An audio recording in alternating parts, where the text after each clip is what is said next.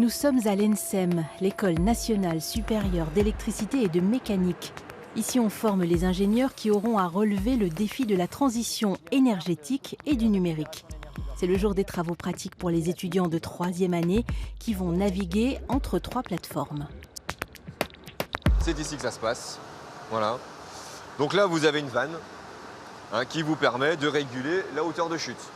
Donc si je referme plutôt, je vais refermer un petit peu. L'ENSEM est l'une des rares écoles en France à disposer d'une installation avec des turbines et 200 mètres cubes d'eau en circuit fermé pour simuler une centrale hydraulique. La pression qui augmente, donc ce qui correspondrait à une chute d'eau plus importante.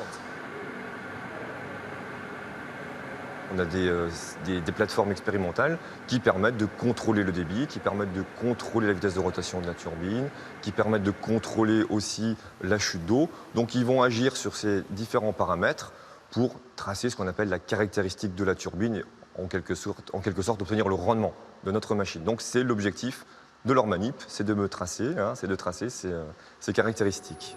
Là, vous allez pouvoir maintenant regarder un peu comment c'est fait à l'intérieur de ces blocs. Autre plateforme, autre défi. Ici, les étudiants disposent du même matériel que les industriels. Freinage, véhicule électrique ou hybride, ils doivent trouver comment rouler plus en consommant moins. Là, ils travaillent sur la partie motorisation électrique. Donc, ils sont en train de développer une stratégie de contrôle du moteur qui va servir à la traction du véhicule. On a une batterie. Le but, c'est de faire le plus de kilomètres possible avec l'énergie contenue dans cette batterie, avec le véhicule qui est émulé sur la plateforme. La plateforme énergie est un dispositif expérimental qui sert à la fois aux chercheurs et à la formation des étudiants. On a une pression de vent sur les pales qui crée une puissance mécanique qu'on retrouve sur l'arbre mécanique. D'accord ? Cette puissance mécanique, elle est récupérée par une génératrice électrique qui est sur le même axe.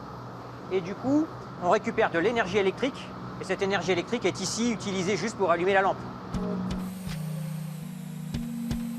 Joël, lui, prépare les TP du lendemain, des robots et des drones.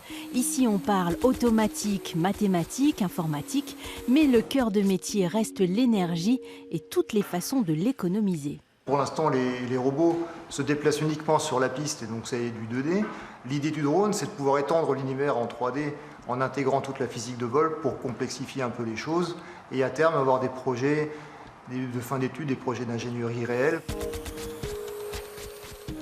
Ou alors, si on veut inspecter des sites dangereux, style des centrales nucléaires où il y aurait éventuellement un incident, pouvoir faire des planifications de vol et que le drone soit capable de lui-même, en fonction de ce qu'il voit, d'intervenir sur site et de voir un peu mieux les choses.